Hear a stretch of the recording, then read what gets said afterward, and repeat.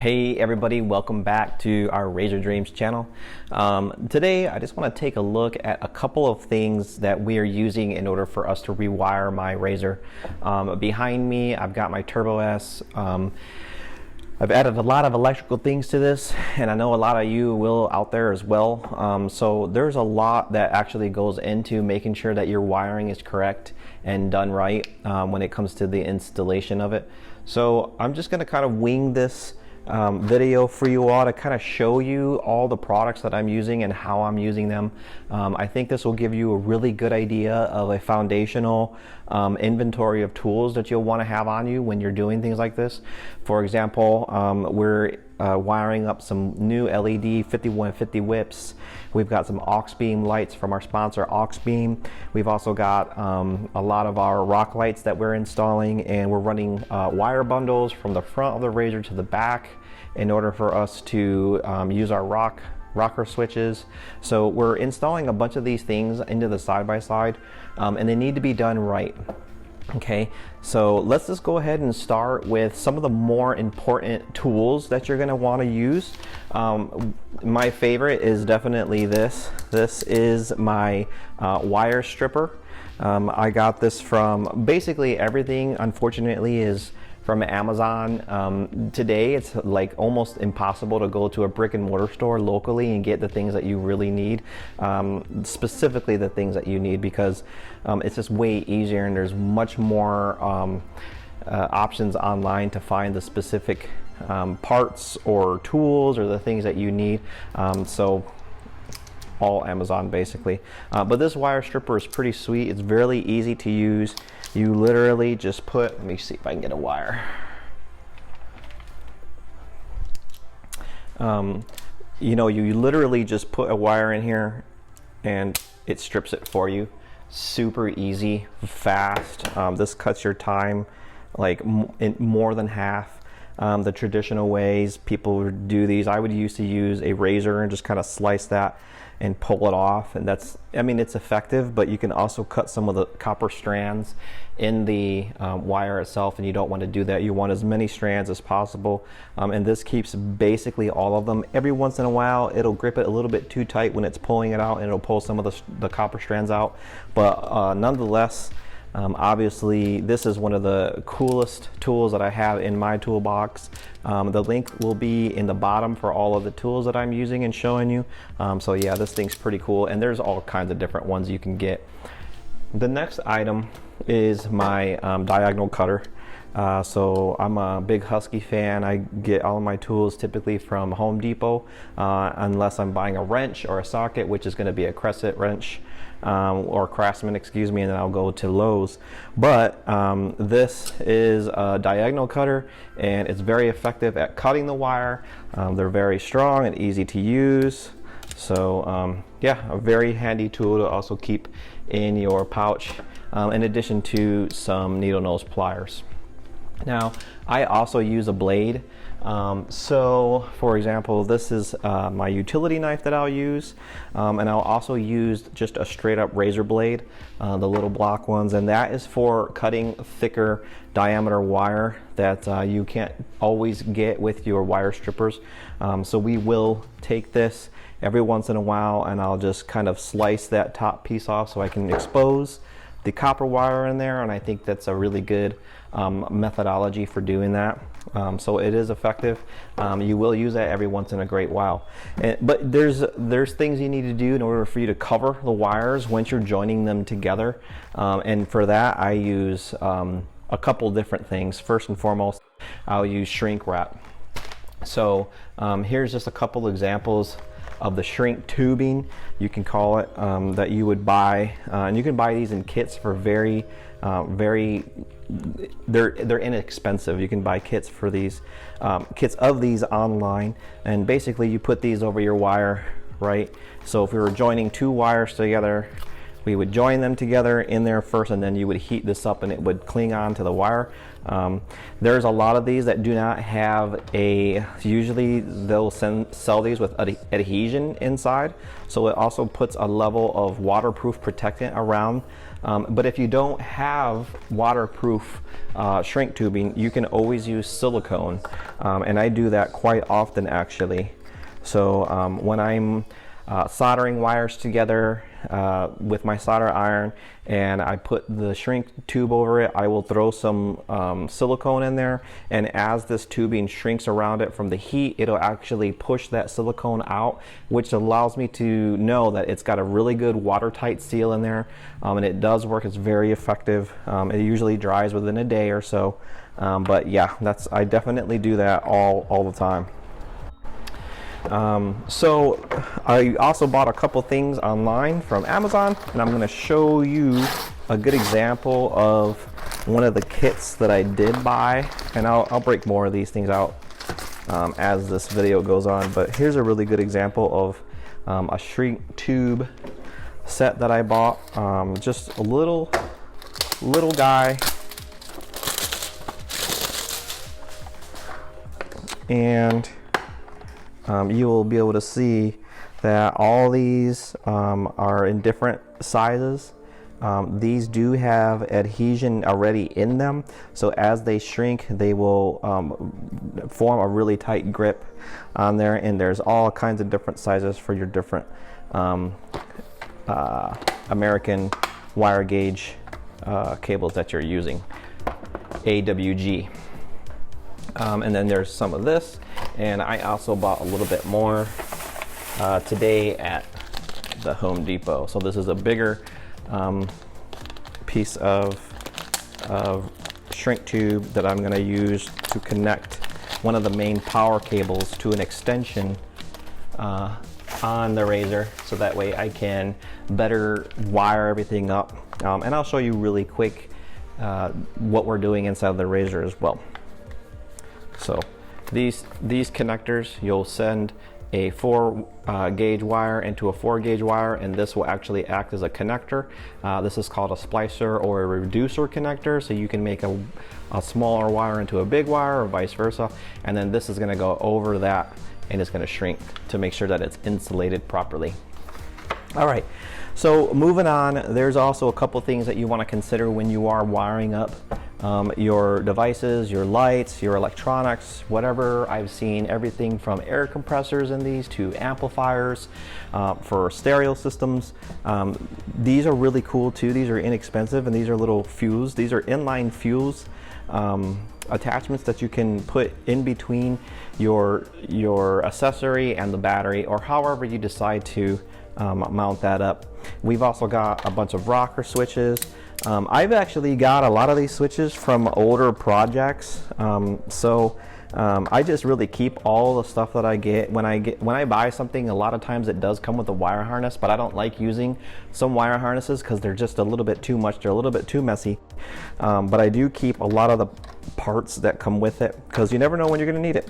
So keep your stuff. It'll definitely pay off. Another huge and important thing that you can get in order for you to help make your inventory a lot better when it comes to your projects are really good connectors.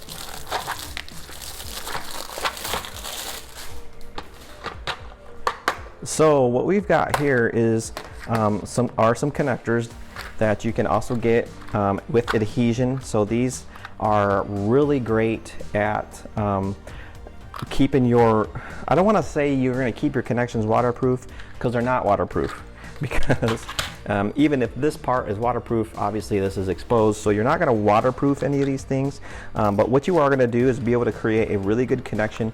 You just put your wire in there, you crimp this part down, and then you heat this up, and this is going to shrink over your wire, and it's going to create a really good connection, and that adhesion will also help hold the wire into this part right here. So having a really good variety of connectors that you can use in order to enhance your installation is a really powerful thing, and it's a really important thing. There's also different types of connectors you can use. For example, I also have just received, this is a heavy duty connection kit. These are copper lugs. that you'll typically see more in battery installations. And seeing how we are putting a dual battery setup in the RZR, we are definitely going to need these.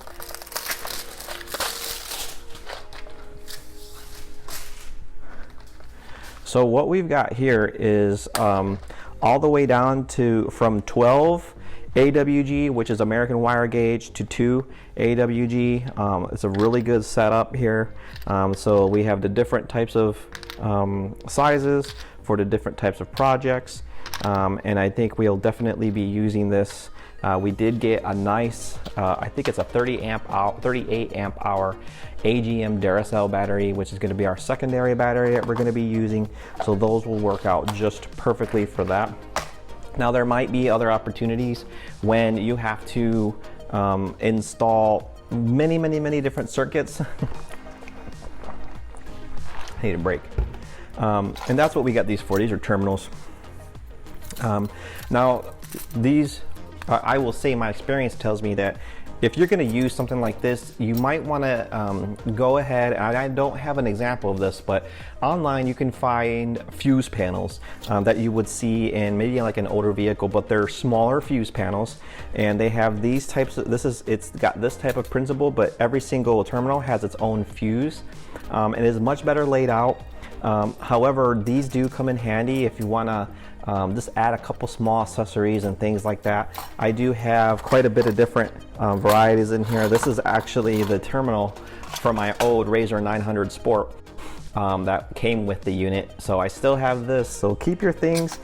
It will help you out in the future and pay off. And not only that, but when you are adding these accessories and all these wires, you're gonna probably wanna consider throwing some grommets into your machine. And a grommet basically is a small rubber hole closer. I guess it's a hole filler.